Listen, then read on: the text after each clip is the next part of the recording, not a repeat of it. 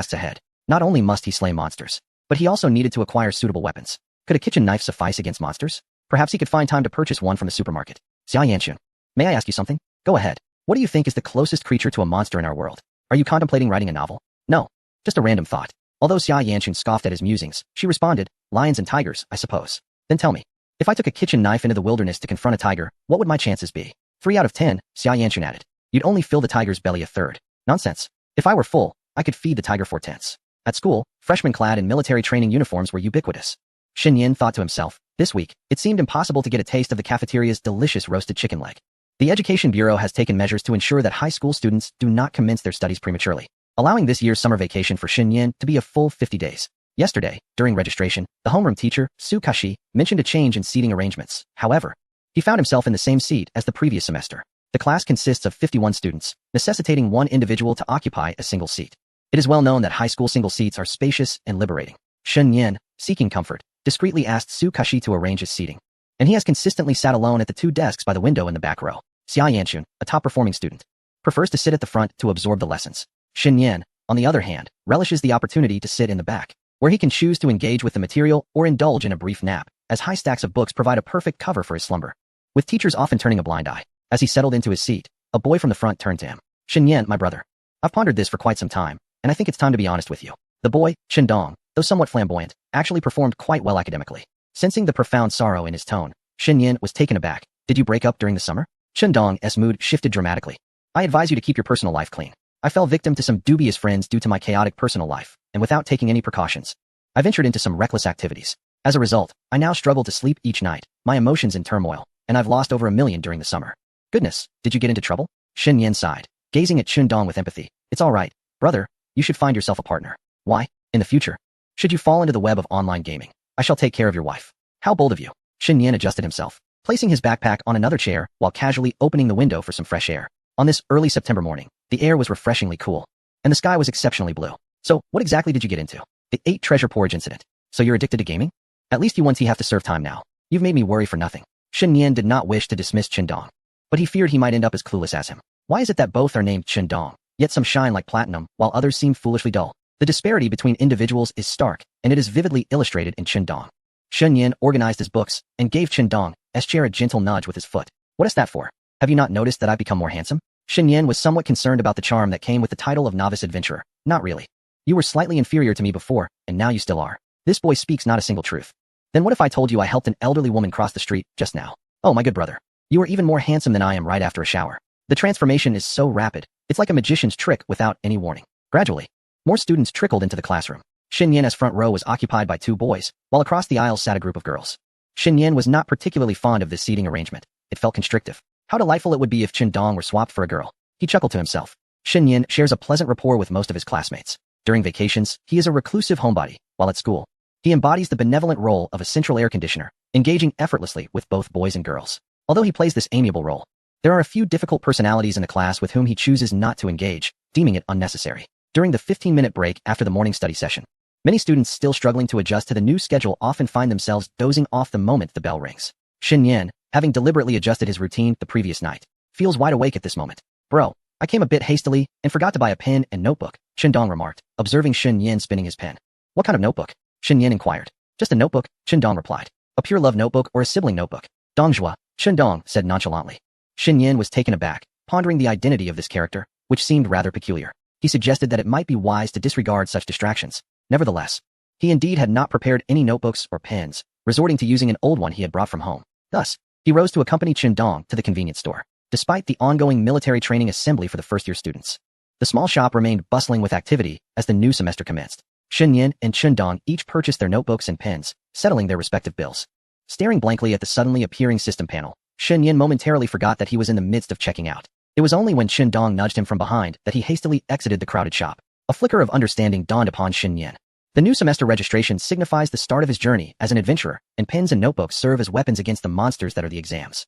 As the ancients said, the examination hall is a battlefield, and the pen is the weapon. Could it be that the assignments and test papers are what the system refers to as monsters? The first 2 points are compellingly suggestive, and with his intellect, it is natural for him to ponder this direction. Huh, you rascal, he thought to himself. Chapter 005. I thought that Sunder childhood friend really disliked me. In the first class, Shen Yin had initially resolved to pay serious attention, yet his mind began to wander. The existence of the system truly astonished him, particularly the manner in which tasks are fulfilled.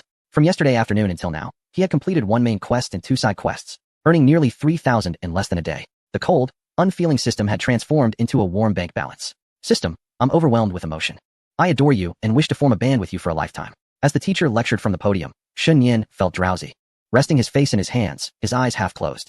In the blink of an eye, he found himself transported to the second class. Despite having sufficient sleep, the moment the English teacher took the stage, his eyelids grew heavy. He belonged to the realm of specialized subjects, scoring around 40 to 50 in English, 140 in mathematics, while his physics and chemistry grades were satisfactory, maintaining an overall score of approximately 550. Having a single desk was advantageous, except for the absence of a deskmate to keep him accountable, which was a downside. Every high school student experiences bouts of fatigue, and without a fellow student to mutually encourage diligence, it is all too easy to fall into decline. During the long break, Shen Yin leaned against the window for a moment, welcoming the early autumn breeze as it caressed his face. As if connected by a telepathic bond, Shen Yin turned around just in time to lock eyes with Xia Yanchun, who was approaching with a pink water cup to refill. The water in the dispenser bubbled continuously. Xia Yanchun glanced up and shot him a look, questioning his stare. What's the matter? Come on, let us enjoy the breeze together, he suggested. No thanks. Standing with you would only make me feel foolish, she retorted. Initially, she intended to relax, so she acquiesced to his invitation, joining him by the window. The wind tousled her hair, and a familiar fragrance lingered at Shun Yin's nostrils. Elementary school texts often liken spring to a maiden and autumn to a lady, claiming that the autumn breeze caresses one's face as if touched by the hand of the autumn goddess. Indeed, it is quite poetic. Those early authors who crafted such analogies were undoubtedly cultured. Shen Yin touched his face, pondering, am I now being molested by the autumn goddess? How could such a remarkable person exist in this world? Xia Yanchun rolled her eyes, musing whether Shen Yin was born upside down, given his peculiarities. The pink cup was equipped with a straw, and as Xia Yanchun sipped from it, her peripheral vision caught the open English workbook on Shen Yin's desk. Once, he had excelled academically, but gradually, he fell behind, particularly in English, where his performance plummeted.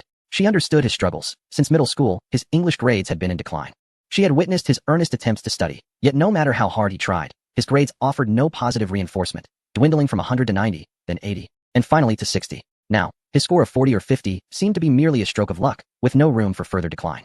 She had previously urged him to memorize vocabulary, but all he had replied was his resignation toward the subject. After a period of struggle, he had succumbed to despair, choosing to invest his energy in other subjects where he could excel rather than waste time on English. Unfortunately, even those subjects began to falter.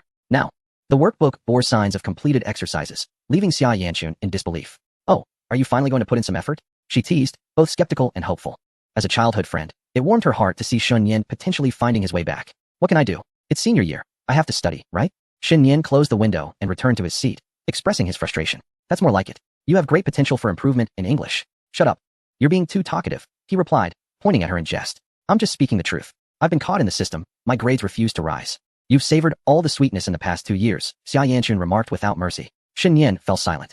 Studying is much like romance. You pursue it, investing time and money, yet it continues to elude you. No matter how much you cherish it, there comes a day when both time and resources run dry. When hope is absent, relentless effort can seem rather comical. In high school, those who perform well flourish, filled with aspirations for the future, while those who struggle often resign themselves to the present. Ironically, it is those who linger in mediocrity who suffer the most. They toil, strive, and endure hardship. Yet their scores remain trapped in a stagnant middle ground, unable to rise or fall, caught in a painful limbo of discontent and powerlessness. The pride of an academic achiever is something he understands, as are the struggles and helplessness of the average student. This is Shen Yin. With a hint of frustration, Shen Yin remarked, forget it, it's pointless to explain things to someone like you who excels academically. Alright, you're also quite diligent, so keep up the good work. I believe you can definitely succeed. Xia Yanchun's eyes curved into crescent moons. She delighted in witnessing Shun Yin's growth. Suddenly, a notification appeared before him. The system had made its entrance. Triggering side quest, combat skills, strengthening alone. Though you have become an adventurer and acquired weapons, mere brute strength is insufficient on the road to improvement. Learn combat skills from the strongest individual in the village. Reward, 1,000 gold coins. Increased efficiency in learning combat skills. Limited time, 12 hours. You? Shen Yin gazed at Xia Yanchun, incredulous. You're considered the strongest in the village? Indeed. Xia Yanchun was the top student in the entire grade. Shen Yin could challenge her in numerous ways, save for her academic prowess. He couldn't muster a retort against her brilliance. According to previous speculation and the system's tendencies, it seemed that combat skills referred to the learning process. This system was rather game-like. If games had experience cards, surely the system required them too. An increase in learning efficiency, was it automatic? Did it activate the moment it was opened? Stifling a laugh, Shen Yin suggested, Xia Yanchun. Let us swap seats and be desk mates. You can help me improve, and we'll both have bright futures ahead. His tone was serious, devoid of pretense. Birds of a feather flock together, Shen Yin. I encourage you, and you wish to drag me down with you? Was your earlier kindness merely a facade? It seemed that the once adorable childhood friend